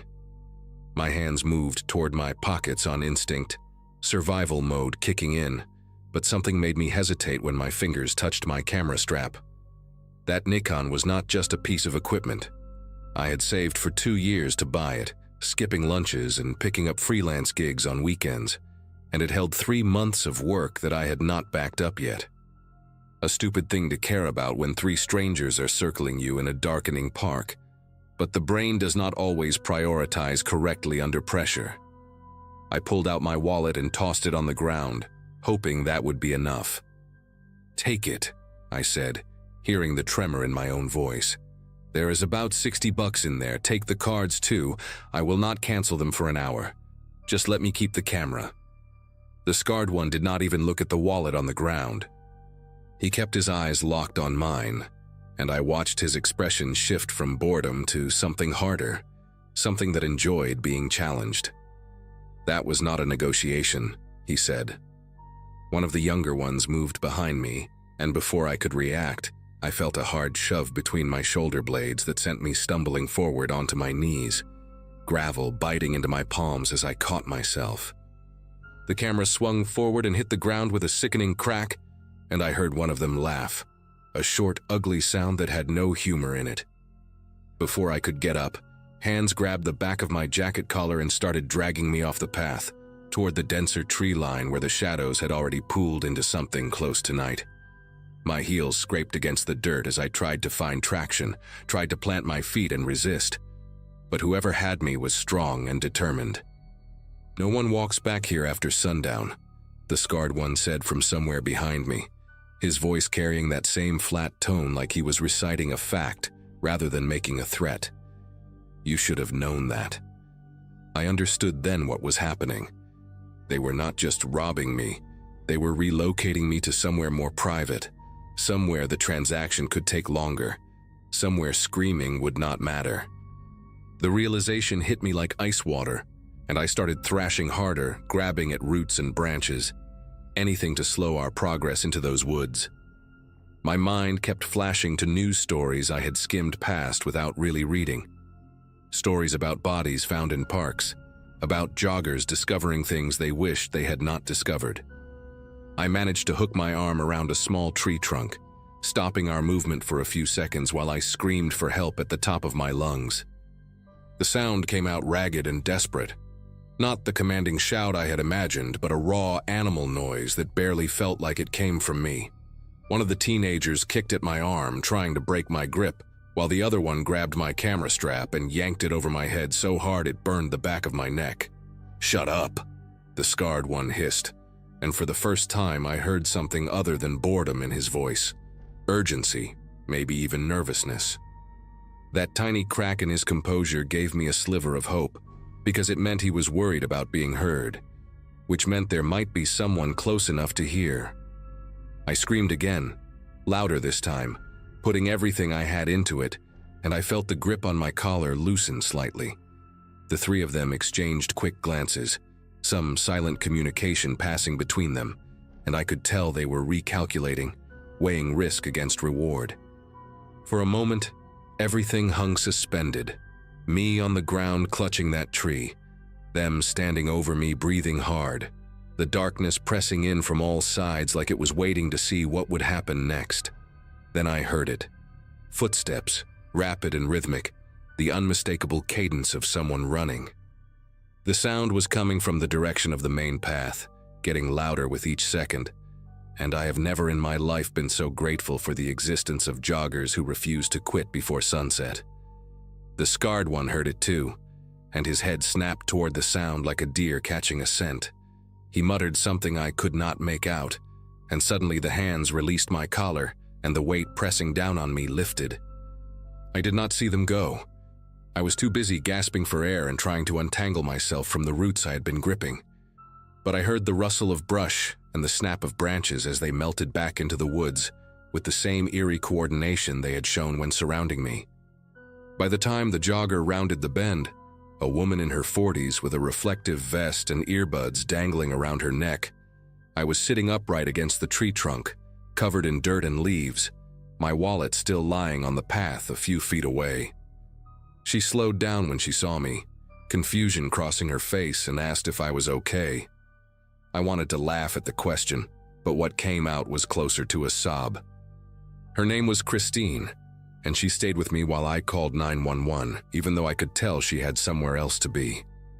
My fingers kept fumbling with the phone, hitting wrong numbers, and she finally took it from me and dialed herself, speaking to the dispatcher in a calm, clear voice that made me feel like maybe the world had not completely fallen apart.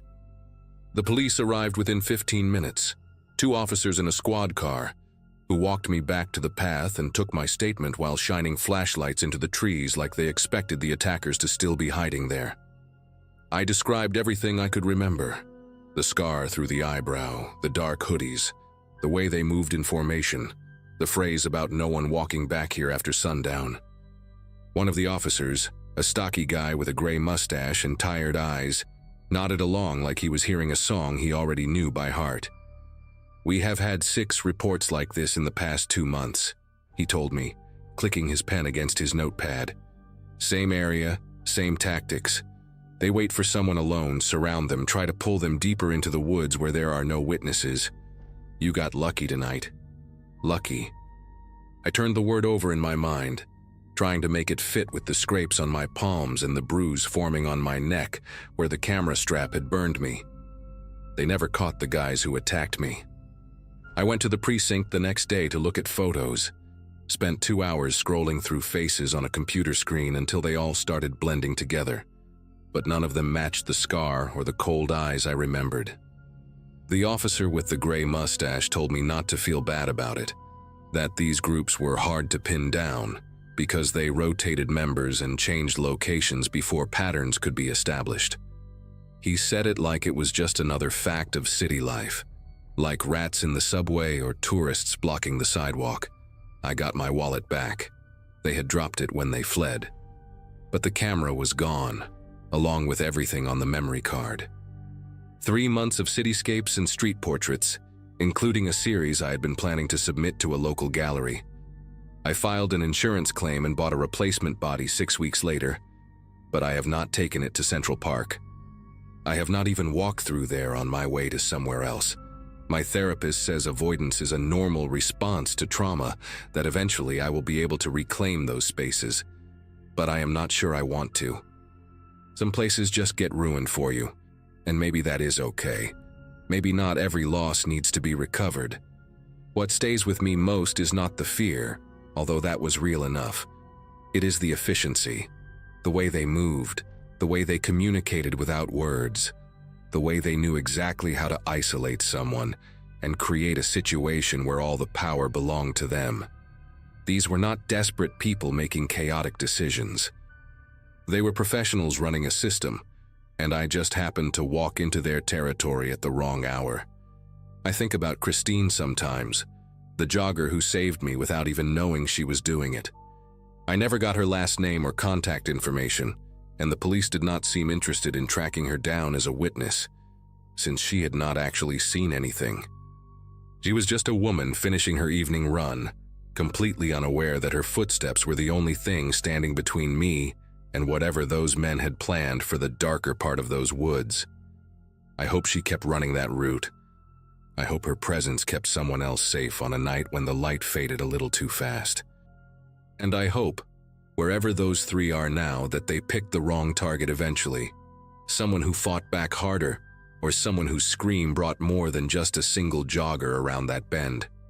Because I know they did not stop. People like that never stop until something stops them.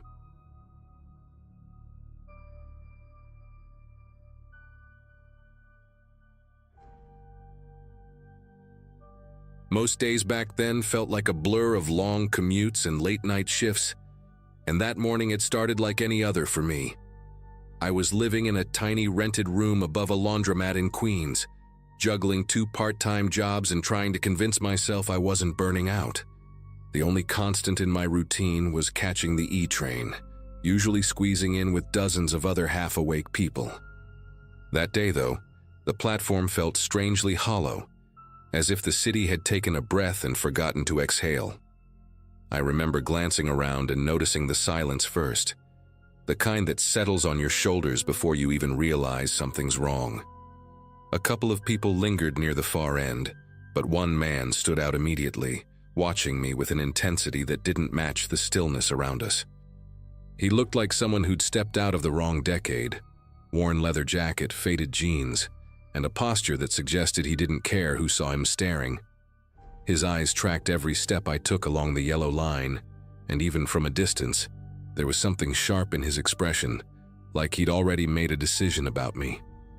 I tried pretending I hadn't noticed, focusing instead on the arriving train as it screeched into the station.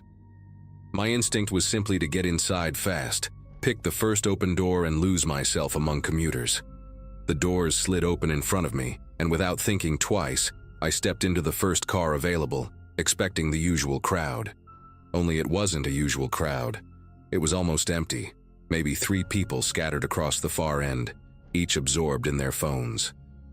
The fluorescent lights overhead flickered with that tired buzz that always made me uneasy, and the stale smell of metal and old air trapped itself in my throat. Before I could even back out to choose another car, the doors hissed again, and that man from the platform slipped inside right behind me. He didn't say a word, just moved with this deliberate kind of calm that made the space between us shrink faster than I could process. When the train lurched forward, he settled near the door, leaning just enough to rest his hand on the release lever in a way that felt intentional. That's when the situation fully clicked in my mind. He wasn't just following me. He was making sure I couldn't leave. The car rattled through the tunnel, lights flashing across his face in short, cold bursts, and he shifted his jacket just slightly, enough for me to see the dark outline of a small handgun tucked beneath it. My throat tightened, but nothing came out. He leaned closer, voice low and steady, telling me I'd be getting off only when he said so, and only after handing over every single thing I carried. His tone wasn't frantic or loud. It was terrifying exactly because of how casual it sounded, like he'd rehearsed this with strangers 100 times before. I glanced toward the aisle, hoping for some impossible escape route, but the way he angled his body made it obvious he would react instantly if I tried anything. The train kept gaining speed, and every passing second stretched out in this slow, unbearable way. I tried to think logically, to keep my breathing steady, telling myself the next busy station would save me. But the man clearly knew the pattern of the ride better than I did. Each time the train began to decelerate, he shifted just enough to block the aisle with his leg, giving me a silent warning that felt louder than anything he could have said. The few passengers at the far end didn't even look up, completely unaware of how tightly fear had wrapped itself around my ribs. I kept my bag close, not out of defiance, but because I didn't know if handing it over too quickly would make things worse or trigger something unpredictable in him. What unsettled me most was how calm he seemed. His gaze drifted around the empty car as if he were bored, only snapping back to me with this razor focus whenever I shifted even an inch. There was a detail I still remember vividly, a thin silver ring on his right index finger, tarnished enough to show age but polished on one side, as though he rotated it often when he thought. He wasn't doing that now. Instead, his fingers tapped lightly on the release lever, a steady rhythm that made me feel like he was waiting for something. The tunnel light strobed across his face, giving him a hollow look, and the air between us felt heavier with every jolt of the tracks. When the train finally began slowing into a well-known transfer station, a flicker of hope sparked in me. I didn't plan anything elaborate. I just needed enough people outside those doors to create a moment he couldn't control. But he leaned forward before the train even stopped, angling his body to block the narrow path that led toward the exit. His voice stayed low, almost conversational, telling me not to even think about running. He didn't raise the gun fully, he didn't need to. Just the sight of the handle tucked beneath his jacket was enough to anchor me to the spot. My thoughts scrambled for any solution, any distraction. But time was collapsing fast, and the train was seconds from opening its doors. As the brakes squealed and the doors parted with that mechanical sigh, something broke inside me. A kind of desperate clarity. The second the gap was wide enough, I lunged forward, not with grace or strategy, but pure survival instinct. He reacted instantly, twisting his body to block me, but a couple of commuters standing just outside the door jumped back in shock when they saw me rushing toward them. Their surprise created a split second of confusion, and I slipped through that tiny space, shouting for help before my mind even caught up. People turned, startled, closing in around me, but the man didn't follow. He stayed in the car, sitting exactly where he'd been, his hand still on the lever, eyes fixed on me through the narrowing doors as they slid shut. The group of commuters around me kept asking what happened, but my attention stayed locked on the departing train as it rolled away with that man still staring in my direction. His expression never shifted, not even when the car disappeared into the darkness of the tunnel. Something about that steadiness sank deep into me, the sense that he hadn't run because he didn't need to. A couple of people led me toward the station booth, and the clerk immediately called transit police. I tried explaining everything in order, but the details kept tripping over each other. The officer who arrived listened carefully, scribbling into a small notepad and asking me to repeat anything that stood out. The only thing I could cling to was that tarnished silver ring, and the way he kept tapping the lever like it was second nature. They escorted me upstairs to wait for a patrol car, and by then the adrenaline had faded enough for a heavy exhaustion to settle in. The officer explained that the cameras inside the cars rarely caught clear angles during incidents like this, especially when someone deliberately kept their movements subtle. He mentioned that there had been other reports, riders cornered in nearly empty cars late in the morning, or in awkward gaps between rush hours. Every victim described the same pattern. The suspect chose isolated cars, blocked the exit, displayed the weapon just enough to threaten but never enough to appear on footage. Hearing that chilled me in a way I still have trouble describing, because it meant he hadn't chosen me randomly. Hours passed before they released me, though it felt shorter somehow, like my brain had compressed everything into one long, distorted moment. I remember stepping outside the precinct feeling exposed, as if the city had grown eyes everywhere except where they were needed. The officer gave me a number to call if I remembered anything else, but I already knew there wasn't much more to give. The man hadn't taken anything from me in the end, but the thought that he could appear in another nearly empty car, watching someone else the same way he watched me, made my chest tighten. I kept replaying his calmness, the precision of his movements, and the eerie confidence in knowing no one would intervene unless he allowed it. That night, I changed my commute entirely. For weeks, I avoided the first two cars of any train, stuck only to crowded ones, and never stood near the ends of platforms again. I even moved apartments the following year, not because I thought he'd find me, but because I couldn't shake the memory of how easily he had trapped me in a space meant to be public and safe. The police never contacted me again, which probably means they never caught him. Sometimes when I pass a station and hear the train doors closing, that moment flashes back with startling clarity. His hand on the lever, his stillness, the unspoken message that he'd done this before. Maybe the only reason I got out was because the station happened to be busy enough at the right second. I don't pretend to understand why it ended the way it did, but I know one thing: I'll never board an empty train car again.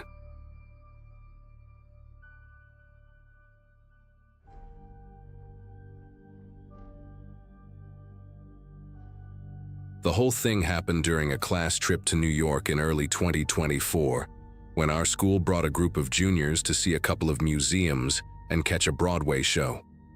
At the time, I was 17 and mostly focused on keeping up with my friends, trying not to look clueless in a city that felt too loud for someone who'd barely left Massachusetts before.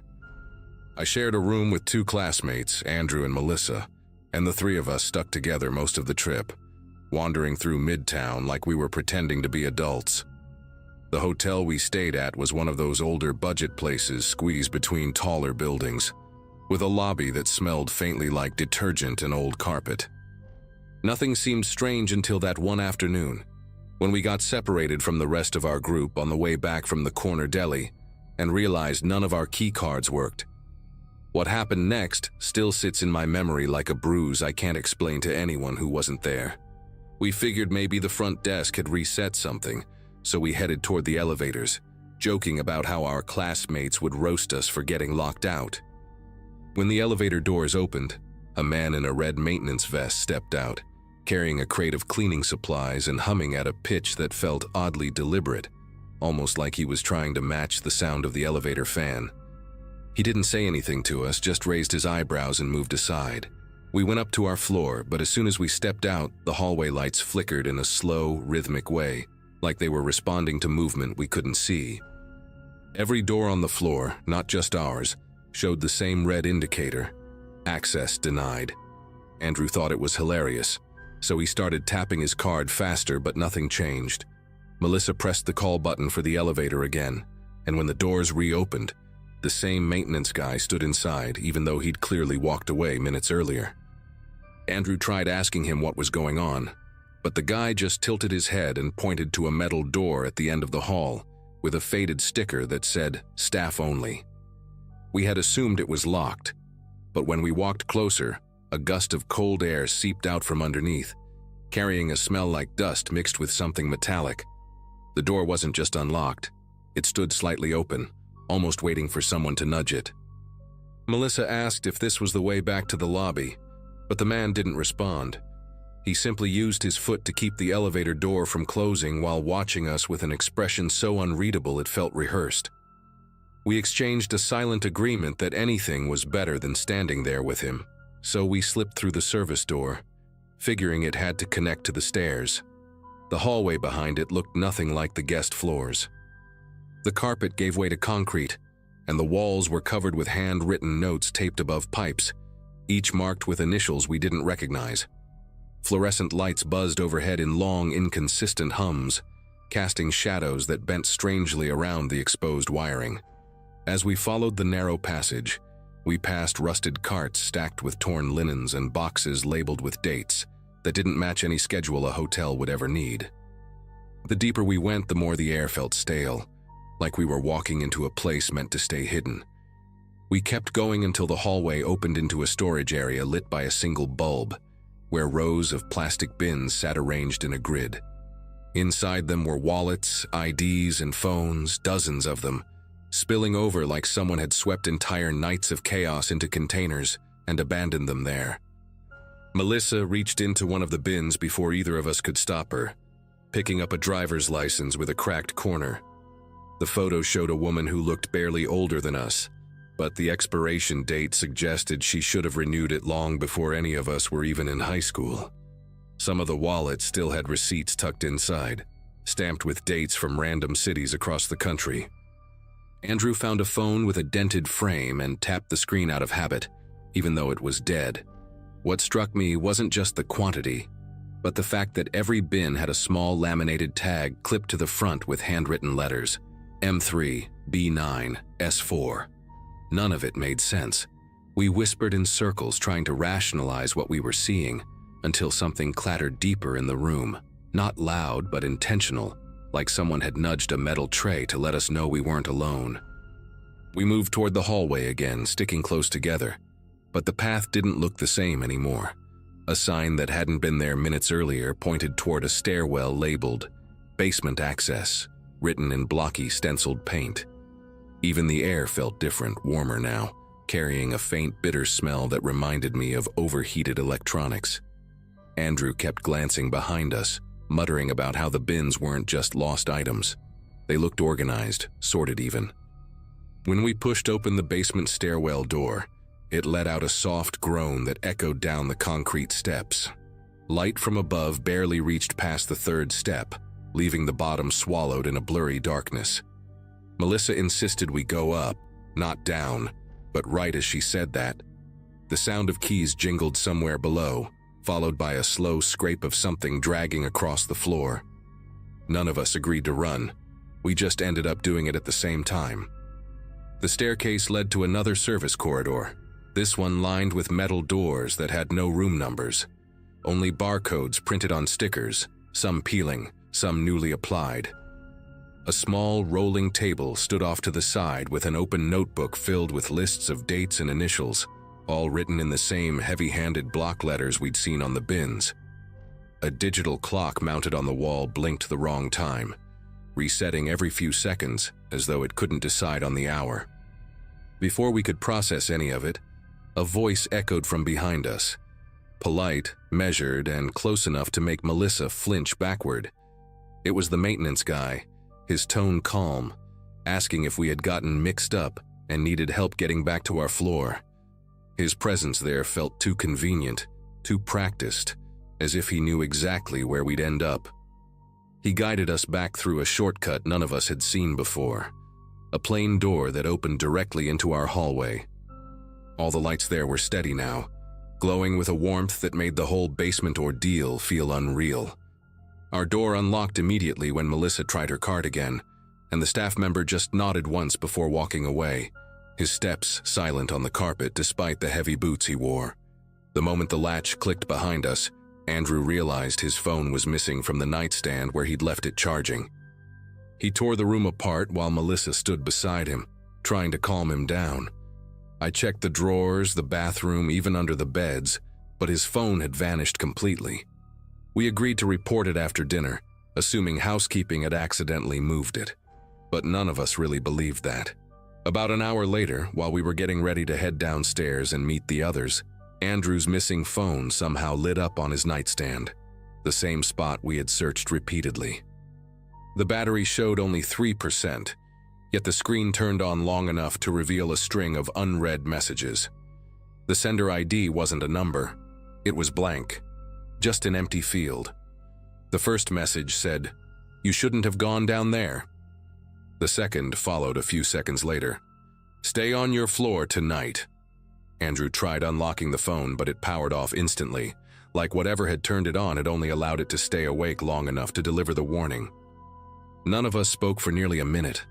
The room felt strangely quiet, like the hallway outside had been muted. Melissa suggested we go straight to our teacher, but when we opened the door, a housekeeping cart blocked the hallway, positioned perfectly in front of our room, even though no one was nearby. We pushed the cart aside and hurried to the elevator, but every button we pressed redirected us to the lobby, even when we tried selecting higher floors.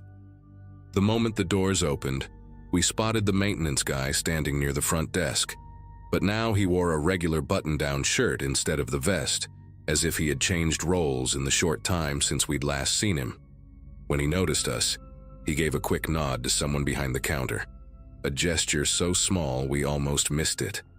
Right then, Andrew's phone lit up again, still supposedly dead, displaying one final message: "Don't talk." He palmed the phone immediately, shielding it from view. We had no idea who was controlling it, but the timing was impossible to ignore. Whatever this was, it clearly involved more than one person.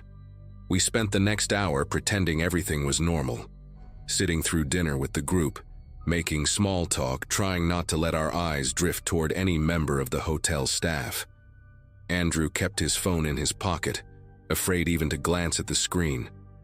At one point, a bellhop passed behind us carrying a tray, and when I turned slightly, I noticed a key card tucked into his belt loop with the same barcode formatting we'd seen in the basement corridor. That small detail made my throat tighten. It wasn't just a theft ring. People in the hotel were tracking guests, sorting their belongings, and monitoring anyone who wandered into restricted spaces. Whatever they planned to do with those items, or with the owners of those items, we didn't stay long enough to find out. The next morning, our teacher announced we'd be switching hotels due to a reservation miscommunication, though none of us believed that excuse. Andrew powered on his phone for real this time, expecting more messages, but everything had been wiped. No warning texts, no call logs, not even his lock screen photo remained. Melissa tried asking the front desk about the lost and found policy before we left, but the clerk just smiled politely and said they didn't keep misplaced belongings for more than a day. We didn't argue. We grabbed our bags, boarded the bus, and didn't look back. To this day, Andrew still refuses to stay in any hotel without taping over the peephole and putting his suitcase against the door. As for me, every time I think of those bins in the basement, I wonder how many people never realize their things didn't just go missing.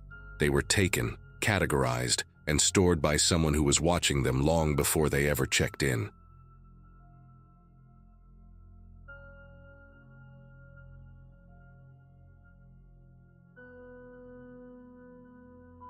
Some years back, during a stretch when work kept me bouncing between small towns in upstate New York, long drives became part of my routine. That particular afternoon had been quiet, the kind where the sky looks washed out and tired, and the highway hum becomes almost hypnotic. I remember feeling oddly alert, though, like the day had a sharp edge to it. I'd rented a silver sedan with a loose rattle in the dashboard, and I kept thinking I should have asked for another one, but I just wanted to get moving. My plan was simple: reach a modest motel near a truck stop, sleep, then finish the drive the next morning. Nothing unusual. At least that's what I believed. Somewhere between Albany and Syracuse, traffic thinned until it was just me and a few scattered vehicles drifting in and out of view.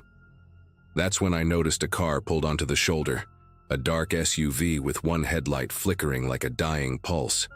Beside it, a man waved both arms in this frantic, jerky motion, like someone desperate to be seen.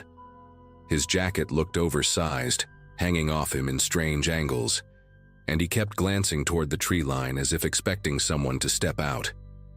It wasn't the usual, "Hey, I need help" vibe. It felt more calculated, like a scene arranged for whoever happened to pass by. Still, I slowed down, torn between instinct and caution. As I rolled closer, my gut tightened at the details. The SUV had plates covered in grime thick enough to hide any letters, and the man's face looked oddly shadowed even in daylight, like he'd chosen the angle deliberately. I eased back into the lane instead of stopping, telling myself I'd call for help once I was safely ahead. He changed his gesture the second I accelerated. Less of a wave, more of a signal. That shift made my neck prickle. I called 911 right away, giving the operator every detail I could. Her tone shifted instantly when I mentioned the SUV and the man's build. She told me there had been reports of a group staging fake breakdowns on that exact stretch of road, luring drivers into robberies. Her words hit harder than I expected, mostly because the situation had felt wrong in a way I hadn't been able to articulate. I stayed on the line until she assured me a patrol car had been dispatched. Then I tried to shake it off and continued toward the motel. But the drive wasn't peaceful anymore. Every car in the rear view felt too close. Every turnoff looked like a place someone might wait. By the time I reached the motel around dusk, I was drained. I checked in, parked under a buzzing security light, and tried convincing myself the worst part of the day was already behind me. I couldn't have been more mistaken. The room they gave me had one of those long windows that sat just above eye level, the kind meant to offer light but not much of a view. After dropping my bag on the sagging armchair, I tried to settle in, ordered takeout, turned on the TV, pretended the drive hadn't rattled me as much as it did. But every little noise outside felt amplified. Doors shutting in the parking lot sounded too sharp, and even the hum of a vending machine down the hall had this weird metallic rhythm to it. I kept replaying that moment on the highway, wondering if I should have stopped, wondering if he saw me dialing 911. I tried to push the thought aside, but it clung to me like static. When darkness settled in, the parking lot took on a different personality. From the corner of the curtain, I could see the glow of the street lamps staining everything a dull amber. Shadows stretched across the asphalt in long, warped lines. I remember thinking the place looked abandoned, even though I knew the lot was half full. I'd just taken my shoes off when a sound, soft, uncertain, tapped against the window. At first I thought it was the heater kicking on, or maybe branches brushing the glass. But then it came again, this gentle, deliberate tapping, spaced just far enough apart to feel intentional. My chest tightened as I approached the window, half expecting it to be nothing. Peeking out required lifting the curtain only a sliver. The cold air from the window frame brushed my face as I tried to adjust my eyes to the dim light outside. At first, I didn't see anything, just the reflection of the parking lot lights bouncing off my own shadow. But then a shape shifted, someone standing just beyond the glow of the nearest lamp. A person positioned at an angle where their face stayed hidden, like they'd practiced how to avoid the light. What hit me next wasn't recognition, it was the posture. The same crooked stance, the same stiff shoulders as the man waving on the highway. He hadn't stayed behind. He'd followed me. I stepped back from the window so fast I knocked into the armchair, sending my backpack tumbling to the floor. The tapping started again, slower this time, like he wanted me to know he wasn't leaving. A strange, heavy silence settled between each sound, stretching my nerves thinner with every second. I thought about calling 911 again, but part of me panicked at the idea that he might hear my voice. Instead, I grabbed my phone and typed out a message to the front desk, hands clumsy as I tried to keep quiet. I didn't know how he'd found me after I drove off, and the thought alone made the room feel too small to hide in. The front desk clerk responded quicker than I expected, saying he was sending someone from maintenance to take a look outside. That phrasing didn't give me much confidence, but it was better than sitting there doing nothing. While I waited, the tapping stopped, replaced by this faint crunching sound on the gravel beneath the window, like someone shifting their weight back and forth. I stayed perfectly still, staring at the door, half convinced the handle would start turning. The air in the room felt heavy, not in a supernatural way, but in the way a situation feels when you realize you're suddenly not in control of anything around you. Every second stretched out, and I kept listening for footsteps approaching from the hallway, praying the maintenance guy wouldn't walk straight into danger. A knock finally echoed from the hallway, 2 short taps on my door. I nearly jolted out of my skin before I remembered the clerk's message. I moved slowly, forcing myself to check the peephole first.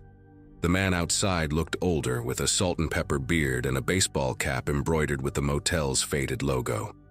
He kept his flashlight lowered, pointing at the floor, as if trying not to draw attention through the window. I cracked the door open and whispered that someone was standing outside my room. He didn't even look surprised, just let out this long breath like he'd dealt with similar nonsense before. He motioned for me to stay inside, then stepped out of view. Seconds later, his flashlight beam arced across the parking lot, stopping in the exact spot where the figure had been standing. I heard him call out a firm, steady, "Hey!" the kind of voice older men use when they're not looking for trouble but won't back down either. There was no answer. He called out again. Silence. He walked farther into the lot, sweeping the light between the cars. Watching that beam move made my heart pound harder than seeing the figure itself. When he returned to my door, he looked unsettled, even if he tried hiding it.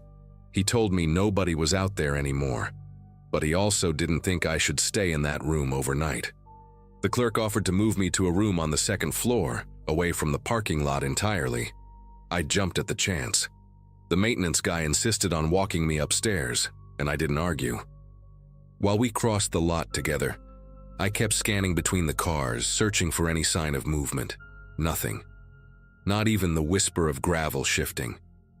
But the whole walk, I couldn't shake the sensation that the lot wasn't empty at all, that someone was watching from a place I didn't know to look. When we reached the new room, the maintenance guy paused before leaving and told me, very quietly, to keep the curtains closed no matter what I heard for the rest of the night. His voice had a seriousness that made it clear he wasn't being dramatic. Once the door clicked shut, the room felt safer, but only barely. I locked every latch the door had, then pulled the curtains tight until no light leaked through. I tried lying down, but my mind kept looping back to the SUV on the shoulder, and the way that man shifted his gestures when he realized I wasn't stopping. The police operator's warning replayed in my head too. Those crews had been operating for months, using different vehicles and sometimes switching drivers to confuse descriptions. That detail gnawed at me. It meant the man outside the motel might not have been alone. It meant the SUV on the highway might have been just one piece of a setup I'd managed to avoid by pure luck. Even with the curtains closed, I felt exposed. I turned on the TV for background noise, keeping the volume low. Every small creak in the building sounded sharper in contrast. The pipes clicking, the floorboards adjusting, distant voices from other rooms. Then, sometime past midnight, something new cut through the noise. A single scrape, like someone dragging their fingernails along the metal railing outside. Slow, intentional. The sound trailed across the length of the balcony, pausing every few seconds as if whoever was out there wanted to listen in between movements. I didn't dare look through the peephole. I didn't move at all. I just sat in the darkness, breathing as quietly as I could, listening to that awful, steady scrape glide closer to my door.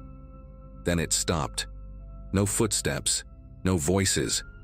Just a long, suffocating stillness that lasted so long, I began questioning whether I'd really heard anything at all. I sat there until my legs went numb, waiting for the sound to return. It didn't. After several minutes, I heard a door somewhere down the balcony slam shut hard enough to rattle my wall.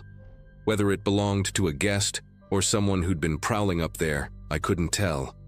I stayed awake until dawn, afraid that if I closed my eyes, I'd hear that scrape again, and this time it would stop right at my door. When morning finally broke and light filtered around the edges of the curtain, it felt like the entire building exhaled. I checked out the moment the front desk opened. The clerk barely made eye contact when I told him I was leaving early, but he did say one thing before I walked out. "You're not the first person this month to ask for a room change." He didn't elaborate, and I didn't push him. Outside, the lot looked perfectly ordinary in daylight. No footprints, no unusual cars, no evidence that anything had happened. But as I drove away, I kept checking the mirrors, making sure no SUV lingered behind me. Nothing followed. Nothing happened on the rest of the trip. Yet even now, I still think about how precise that tapping was, how the man had found me miles from where I'd passed him, and how someone dragged their hand along the railing outside my room the same night police warned me about roadside robbery setups. I don't have an explanation for any of it. All I know is that refusing to stop on the highway likely saved me from something far worse, and getting moved to the second floor might have done the same. Whatever that man wanted from me, he didn't get it. And for reasons I can't explain, after that night I never saw him again. Not on the road, not outside a motel window, not anywhere,